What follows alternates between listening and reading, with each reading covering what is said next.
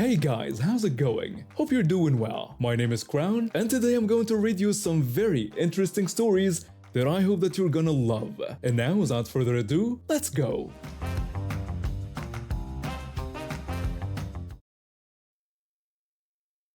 I was 15 years old when my parents decided I needed to attend a sports camp during summer break. They both worked full-time and didn't trust me to stay home alone all day. Despite not being from a wealthy family, my parents scraped together enough money to send me to this camp. I'd heard the instructors were paid well, which made sense considering the hefty fee my parents had to fork over. The first few weeks were great. I made friends quickly, and we had fun playing different sports, doing art projects, and hanging out. The instructors were cool too. They knew their stuff and treated us with respect.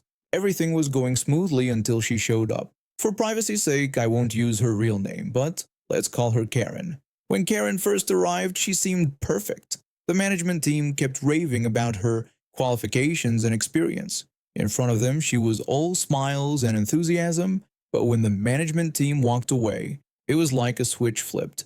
Her smile disappeared, her voice got harsh, and her eyes turned cold. She would bark orders at us to pick up balls immediately. She wouldn't even bother learning our names. She'd just point and bark orders like when she told the tall kid to move chairs, then called him stupid when he didn't do it, exactly how she wanted.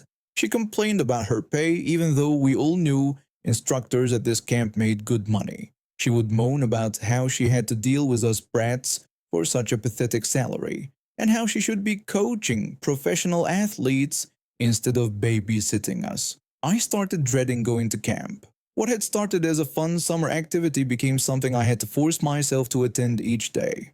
My friends felt the same way. After about a month of this treatment, we decided we'd had enough. 5 of us went to the management office together. We told them everything. How Karen acted when they weren't around, the way she spoke to us, how she made us feel worthless.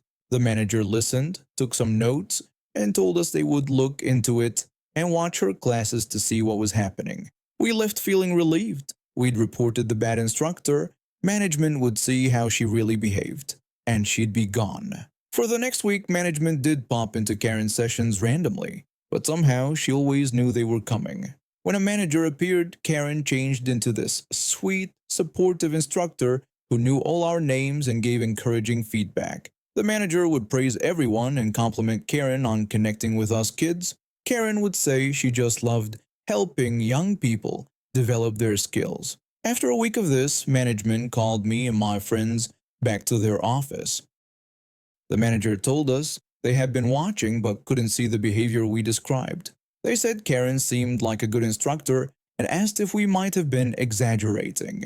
Then they told us they had told Karen about our complaints. My stomach dropped. When we were alone with her again, Karen pulled us aside. She called us brats who thought we could get her fired. She bragged about her 15 years of experience and asked if we really thought anyone would believe teenagers over her. From that day forward, she made our lives miserable. When we showed up for activities, she would call us troublemakers and tell us to sit out for the day. She said she didn't need our negative energy in her class. She'd make us sit on the sidelines while everyone else got to participate. If we protested, she would threaten to report us and asked if we wanted detention for the rest of summer. When other instructors noticed us sitting out and asked why, Karen would tell them we had been causing problems. Our reputation with the other instructors got worse. Some of our fellow campers started avoiding us too, not wanting to be seen with troublemakers. After a day where Karen refused to let my friend see the nurse when he twisted his ankle, I had an idea. We had been trying to fight her word against ours, but what if we had proof? That night I remembered something important. The camp rules allowed anyone over 14 to have their phones. We couldn't use them during activities, but we could keep them in our bags. The next morning I had a plan. I set my phone in my open bag, camera facing out, and hit record before each session with Karen. I did this every day for a week, collecting hours of footage. Each night I'd transfer the videos to my computer and edit them down. I listened to Minecraft music while doing this. The footage I collected was shocking. There she was, calling a Korean camper Chinese boy, telling a kid with glasses he was too blind to play basketball, flirting with male instructors, and refusing to take my friend to the nurse because he was faking it. After a week, I had a 30-minute compilation. I put it on a USB drive and took it to the management office. When the manager asked what I had brought, I told them it was evidence and they should watch it first. The management team's expressions changed as they watched the video. When it ended, they were silent for a moment. The manager told me to wait. They called in other staff members to see what they'd watched. Then they brought in other campers as witnesses. By the end of the day, word had spread that something big was happening. The next morning, Karen was called into the office while I waited outside. I couldn't hear everything, but the loud voices made it clear this wasn't friendly. When the door opened, Karen walked out, her face red. When she saw me sitting there, she stopped. She blamed me, saying this was all my fault. I didn't say anything. I just smiled at her. She was told to collect her things and leave. I later found out she was not only fired but banned from working at any youth programs they were connected with. As I walked home that day, I kept smiling. For once, an entitled person didn't get their way. For once, the kids were believed. Running errands on a Saturday morning should be simple. Get in, get what you need, get out. But this Saturday showed me how wild the gas station trip could become. I was out doing errands with my youngest son and grandson. We needed gas, so we pulled into our local station. The pay at pump feature wasn't working, forcing everyone to go inside to prepay. This meant people were buying more than just gas. Lottery tickets, cigarettes, drinks, snacks, making the line move slower. With 12 pumps all feeding into one cashier, the line stretched far. I had just gotten out of my car and was walking toward my pump when I heard an angry car horn and someone screaming. A woman was yelling for everyone to get out of her way. Other people were shouting in confusion. Some were asking what was happening, others were wondering what she was doing, and some were warning others to look out. This elderly woman drove through the line of people waiting, bypassing everyone, and pulling her car right up to the gas station building. She could have hit someone. The elderly woman got out of her car, waving her cane around, trying to hit anyone who got close. She was shouting at everyone to get out of her way, demanding she needed to buy her cigarettes and lottery tickets immediately. She ordered everyone to go back to their cars and pay at the pumps, ignoring that the system wasn't working. The cashier inside was yelling over the intercom. The cashier was telling the elderly woman to stop, get back in her car, move it, and wait in line like everyone else. The elderly woman cursed at the cashier and called everyone idiots.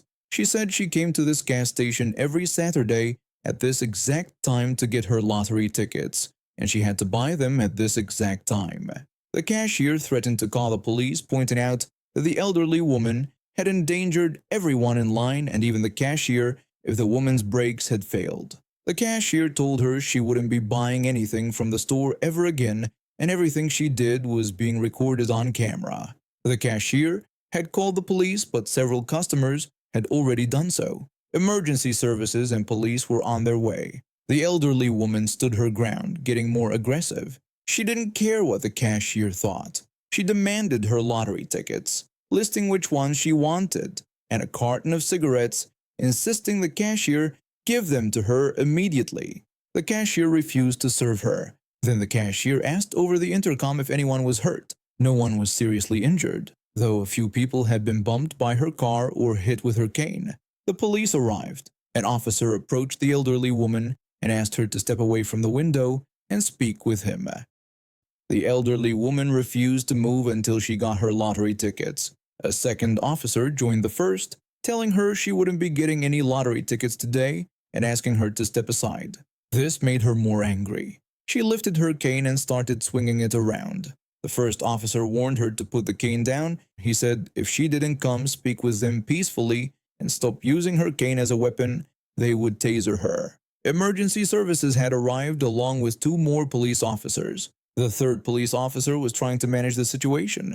He asked everyone to step away and go to the ambulance, requesting that anyone injured let them know. The fourth officer called for witnesses willing to make a statement to come his way. 2 more police officers showed up along with another ambulance. It was turning into quite the scene. The first 2 officers were still trying to reason with the elderly woman, but she wouldn't listen. She started grabbing bottles of motor oil, car accessories, and throwing them at the officers. The other officers were approaching slowly. The first officer told the woman she was under arrest and resisting arrest. He asked her to put the cane on the ground and put her hands up. The elderly woman cursed, saying she had done nothing wrong. She said the people blocking the line should be arrested. She threw another bottle of motor oil. The second officer gave her a final warning to put the cane down and her hands up, or she would be tased if she continued being aggressive. The elderly woman mocked the officer for threatening to taser an old woman trying to buy lottery tickets. She said she was going home and they should be ashamed for treating an elderly person this way. She tried to get back into her car. 4 officers moved toward her and one reached for her arm. That's when it happened. She hit one of the officers in the head with her cane. The second officer tased her. The emergency services workers checked on her after the officers handcuffed her. Everyone stayed to give their statements. No one except the officer she hit was hurt.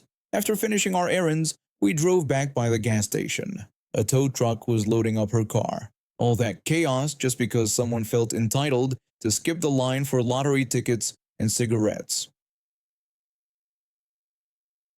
After posting about how I managed to gut our homeowners association board of power-hungry idiots, I figured it was time to share another story from just a few months ago. This one shows that some good can come from HOAs when they're not run by power-drunk buffoons. I've been on our HOA board for several years now, and I've seen all kinds of weird appeals and issues we've had to resolve. Everything from pond management problems to neighborly disputes. But this story centers around a specific renter in our neighborhood and their terrible property management company. At the end of every quarterly meeting for our community, members can stay behind and review issues with the board.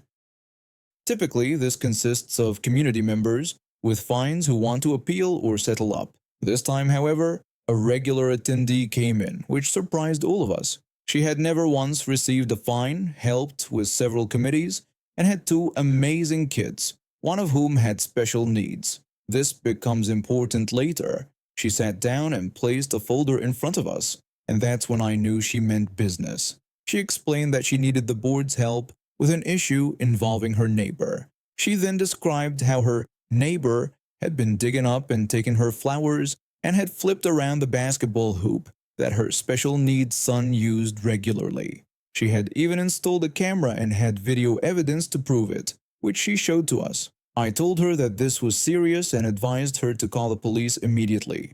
She looked down at the table and told me that she had already done that, but the police had told her to go through the homeowners association first. While that made no sense to me, I assured her we would look into how we could help. She thanked us with tears in her eyes and left after that. I walked out of the meeting wondering what I could do without knowing my options. When I got home, I decided to look up the address of the neighbor. I discovered that the house belonged to a renter and a property owner with a long history of issues with our HOA. The property has had 10 different tenants in 7 years and still has some serious outstanding issues with the board. I researched the property management company and found they owned over 50 houses across multiple towns in my area and had a D- rating with the Better Business Bureau. I contacted my fellow board members to ask their opinions on the situation while sharing my research findings. One of the board members reminded me that this was the same management company that had sent a representative to our last meeting trying to appeal a bunch of fines because they simply didn't want to pay them. I had forgotten it was the same house. The representative had also tried to claim that since their tenants didn't want to pay the fines, neither should the property company. We denied all their requests since they were years behind on many fees and dues. I decided to drive by the property to see for myself, and I was shocked by what I saw. The grass was over a foot high, there were dog chains in the front yard, and the flowers were immaculate while the neighboring house's flowers were missing. The basketball hoop was flipped around just as the woman had described. My jaw dropped. I took some pictures as evidence and drove back home. I contacted our board's legal consultant and asked if there was anything we could do to help. Since the property management company had refused to pay dues and fines for over 8 years since buying the house, we did have the authority to foreclose and then put the house up for sale through the bank that held the mortgage. I thought it was strange that a corporate housing company would mortgage the property given the number of houses they owned, but whatever. I wasn't excited about foreclosing just yet, so I set up a meeting request with the tenant. Since we weren't allowed to interact directly with renters, I sent a request for the tenant to talk to the property owner, and I made a list of issues to address. When the next meeting came around, the same representative from the company who had appeared at previous meetings showed up. When it was time for his slot, he sat down and asked what was wrong. My VP started by listing the fines and past due payments and asked when they planned to pay these. The representative bluntly said that they had no intention of paying them. I asked if he understood that this meant their company could lose the house to foreclosure. He looked sheepish for a second, then replied that they had great lawyers and had dealt with similar situations in other neighborhoods before. We tried to reason with him further, but it was clear they thought they were above community standards and owed us nothing. I preferred to wait 10 years before deciding to foreclose on a delinquent house, as no account has ever had that long of a history with our HOA. We're usually able to resolve issues. Homeowners associations need to use that authority carefully, but since this clearly was never going to be resolved, the board voted to start foreclosure proceedings on the property. I reached out to other HOAs where the company owned properties and discovered that 2 of them were doing the exact same thing. While it's currently an ongoing case, there's a chance we can also file a class action lawsuit against the company for property negligence. We'll see what happens, but I would love to run them out of business since all they do is attract bad renters, ruin houses, and ignore HOA rules. I also got in contact with our community's police liaison and told him about the flower stealing and trespassing. I explained that one of our residents had reported these incidents to the police but was told to go through the HOA first. The officer expressed shock that our department had turned this lady away, saying that it was not their protocol, and offered to help with the situation. The resident contacted me a few days ago to let me know there's now an official investigation into the matter, and she's working on suing the tenant for stealing her property. I offered to testify if it ever came to that, and I'm confident she'll win her case. The property management company representative called me last week, suddenly very interested in working something out once they received the foreclosure notice and learned about the police investigation. I told him it was too little, too late. He complained that they would lose money on the property, and I reminded him that they should have thought about that before deciding the rules didn't apply to them. Now they're trying to pay all their back fees and fines to stop the foreclosure, but we're proceeding anyway. I work at Mindy's drive-thru. After my photography business failed, I needed to pay bills while taking night classes in graphic design. The job is simple. Take orders, collect money, hand out food. I make up silly greetings to keep things interesting. Wednesday afternoon during rush hour, I was at the speaker ready for the next car.